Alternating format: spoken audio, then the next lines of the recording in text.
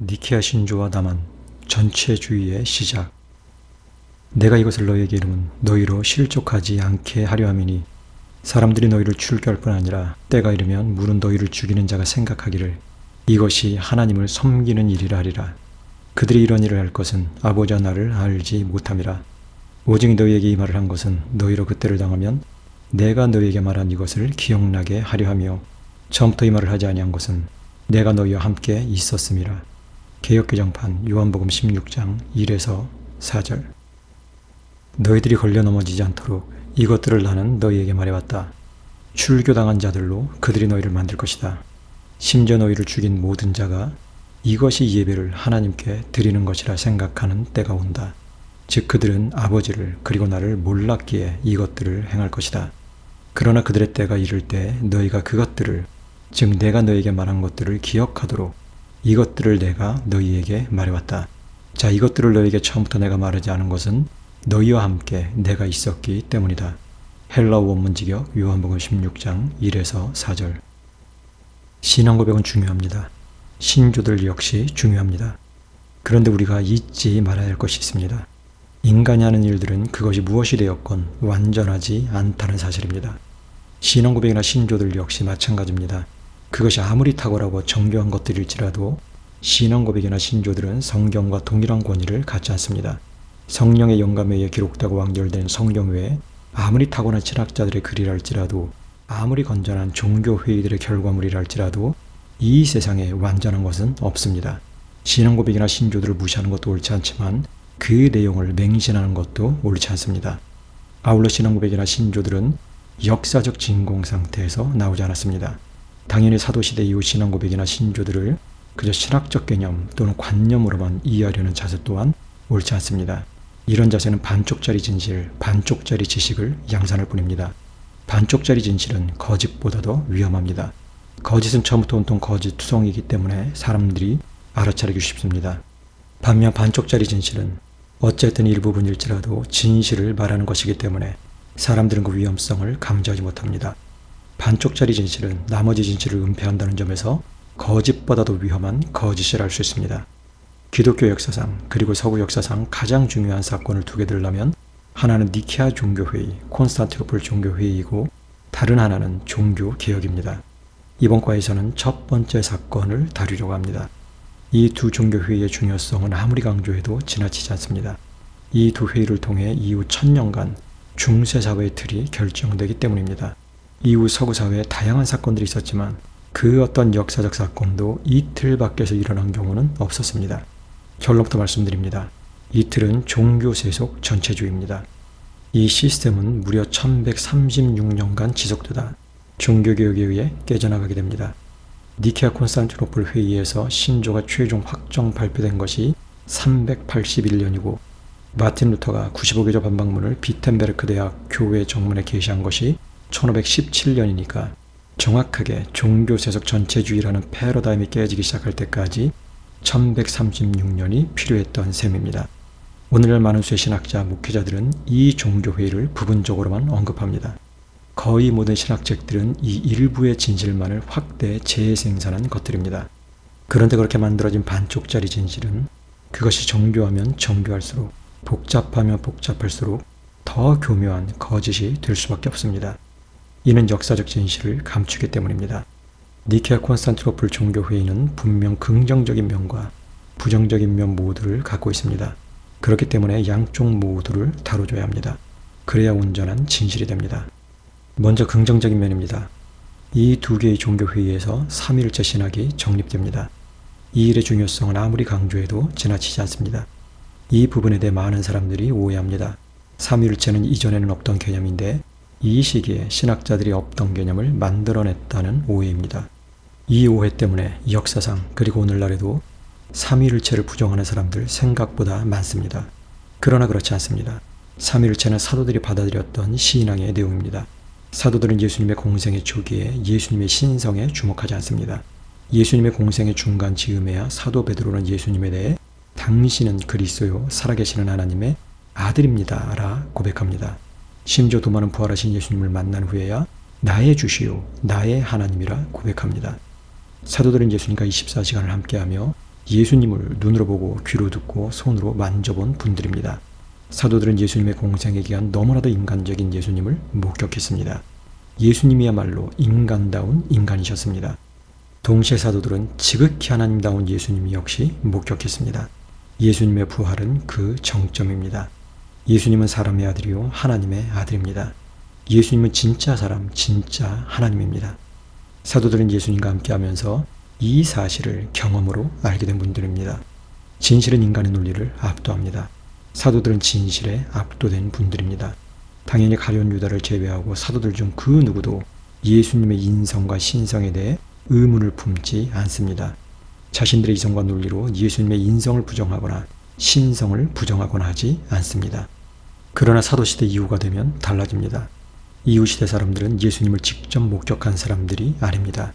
당연히 사람들의 반응은 양갈래로 나뉘어집니다. 한 부류의 사람들은 성령의 조명하심을 받은 사람들입니다. 이들은 예수님을 직접 목격한 사람들은 아니지만 진실에 눈뜬 사람들입니다. 성경의 증언과 진술이 진실을 말하고 있다는 사실을 깨닫게 된 사람들입니다. 당연히 이들 역시 진실에 압도됩니다.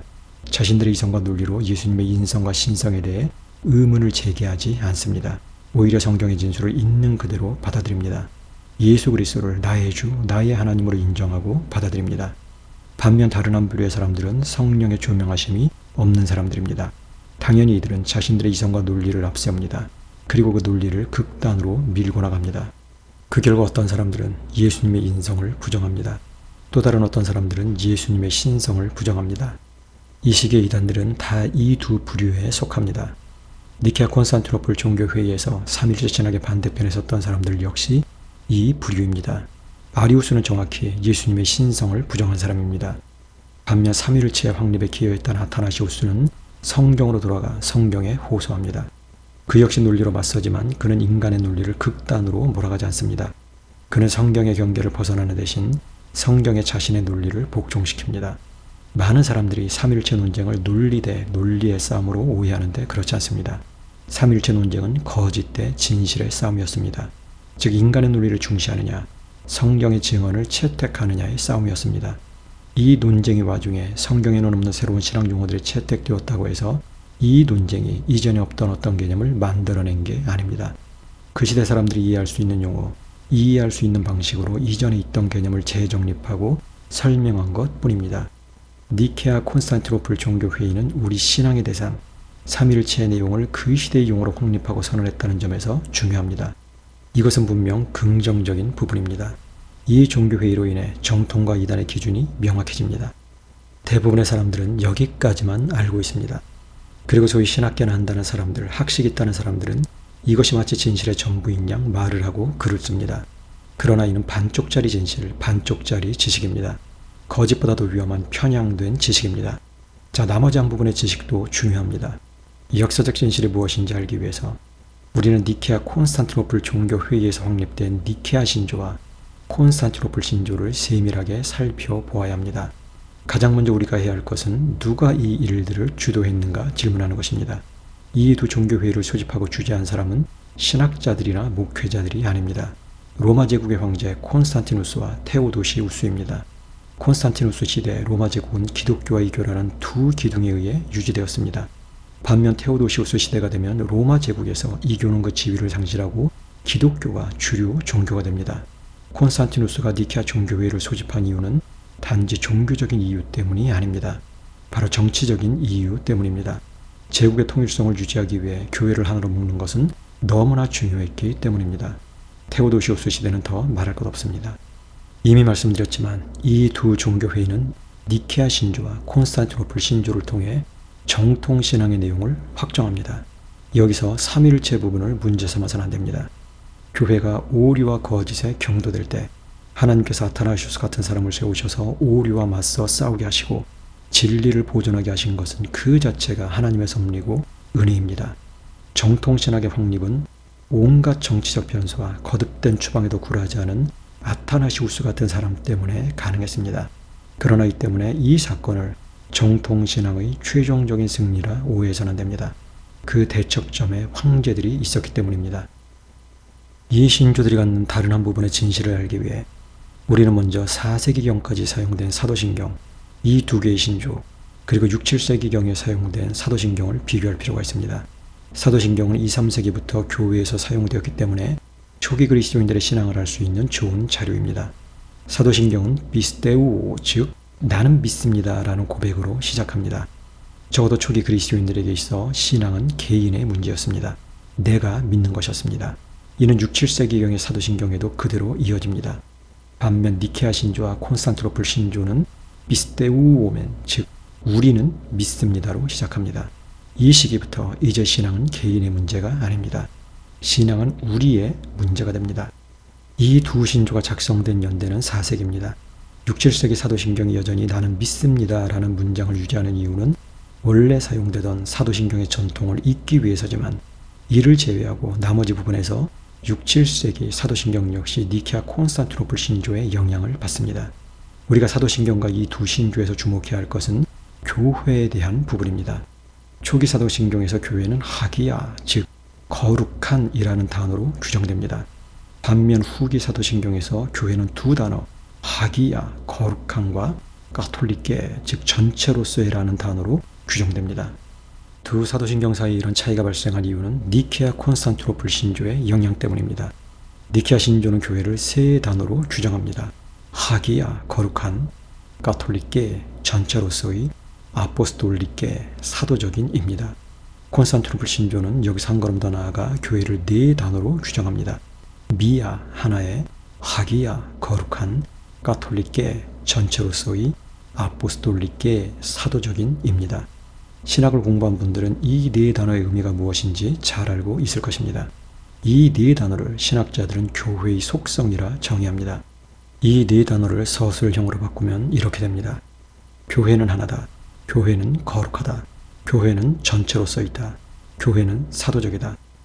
신학자들은 이 네 가지를 명사로 바꿔 이렇게 부릅니다. 교회의 통일성, 교회의 거룩성, 교회의 보편성, 교회의 사도성. 문제가 되는 것은 가톨릭계, 즉 전체로서의라는 단어입니다. 이 단어에는 분명 보편적인이라는 의미도 있습니다. 개혁주의 신학자들은 이 의미로 교회의 속성을 설명합니다. 그러나 이는 반쪽짜리 지식입니다. 당시 콘스탄티누스나 테오도시우스가 이 단어를 통해 규정한 교회의 속성은 오늘날 개혁주의자들이 이해하는 그런 교회가 아닙니다. 여러분, 보편성이라는 단어를 들으면 어떤 생각이 떠오릅니까? 어느 곳에나 있는 일반적이고 공통된 특성 정도를 떠올리실 겁니다. 맞습니다. 그게 보편성이라는 단어의 의미입니다. 개혁주의 신학자들은 이 단어로 시공간을 초월한 교회의 속성을 설명하려 노력합니다. 교회는 보면 그런 속성이 있습니다. 구약교회나 신약교회, 지금 우리 사회에 있는 교회나 지구 반대편에 있는 교회, 심지어 지상에 있는 교회나 천상에 있는 교회 모두 공통된 특성을 지니고 있습니다. 그러나 역사의 현장으로 들어가 보면 적어도 콘스탄티누스나 테오도시우스는 이 단어를 그런 의미로 사용하지 않은 게 너무나 분명합니다. 이들이 사용한 가톨릭계의 의미는 정확히 전체로서의입니다. 개별적인 교회의 반대 개념, 즉 전체 교회라는 의미입니다. 종교개혁자들은 교회를 보이는 교회와 보이지 않는 교회로 구분하는데 종교개혁기 이전 시대에는 그런 구분이 없었습니다. 교회는 그저 눈에 보이는 교회, 즉 조직을 갖추고 건물이 있으며 일정한 제도와 형식, 의례를 갖춘 교회였습니다. 초기 교회는 소박한 공동체였습니다. 콘스탄티누스 시대에도 여전히 교회는 획일화된 시스템과는 거리가 멀었습니다. 이런 교회에 콘스탄티누스가 도입한 것은 오늘날 신학자들이 말하는 보편성이 아니었습니다. 바로 전체성이었습니다. 즉 전체주의였습니다. 황제가 국가교회의 수장인 피라미드 조직, 그게 가톨릭계의 정확한 의미입니다. 먼저 우리는 이 두 신조의 구조를 살펴볼 필요가 있습니다. 삼일체 부분을 생략하고 나머지 부분을 원문에서 정확히 번역해 구조들을 그리면 다음과 같습니다. 여러분, 니케아 신조와 콘스탄티노플 신조 잘 비교해 보시기 바랍니다. 그리고 이미 제가 사도신경에 관한 동영상을 올려놨는데 사도신경의 구조도 잘 한번 살펴보시기 바랍니다. 구조적인 차이점을 여러분이 발견할 수 있을 겁니다. 구조적인 차이점은 그 의미에도 변화를 불러오게 됩니다. 니케아 신조에서는 아직 교회가 신조의 내용으로 고백되지는 않습니다. 그냥 아나테마의 형식으로 덧붙여졌을 뿐입니다. 아나테마를 원문에서 직역하면 이렇게 됩니다. 자, 그분이 없었던 때가 있었고 태어나시기 전에 없었다고 말하는 자들을, 즉 그분이 없는 것들로부터 생겨났다거나 다른 실체나 본질로부터 있게 되었다고 주장하는 자들을, 하나님의 아들이 창조되었다거나 변할 수 있다거나 달라질 수 있다고 하는 이들을 거룩한 전체로서의, 그리고 사도적인 교회는 저주한다. 분명 니케아 신조는 도그마입니다. 도그마는 두 가지 의미를 가지고 있습니다. 하나는 교리라는 뜻입니다. 다른 하나는 법령이라는 뜻입니다. 콘스탄티누스 이전에도 교회에서 도그마는 중요했습니다. 사도 요한은 요한 2서 7절에서 이렇게 언급합니다. 참으로 속이는 자들이 많이 세상에 들어왔습니다. 그들은 예수 그리스도께서 육체로 오신 것을 인정하지 않는 자들입니다. 이자가 속이는 자요 적그리스도입니다. 이미 사도시대 예수 그리스도의 인성을 부정하는 사람들이 있었습니다. 사도 요한은 단호하게 이들을 배격합니다. 사도들이 목격하고 증언한 예수 그리스도 자체가 사도시대의 도그마였습니다. 즉 교리였습니다. 오늘날 교리가 필요하지 않다고 말하는 사람들이 있는데 거짓말쟁이들입니다. 속이는 자들, 사기꾼들입니다. 교리가 없으면 진리의 체계, 기준이 사라지기 때문에 교회에서 사기꾼들이 활개치게 됩니다. 사도 요한은 분명 이런 상황을 경계합니다. 사도시대부터 콘스탄티누스 이전 시대까지 교회는 이단들에 대해 수찬 정지와 출교로 대응했습니다.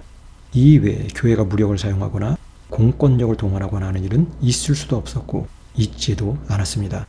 이는 어디까지나 개인의 신앙과 양심의 문제였기 때문입니다. 그러나 니케아 종교회의는 모든 것을 바꿔놓습니다. 니케아 종교회의에서 선언된 도그마는 더 이상 교리에 머물지 않습니다.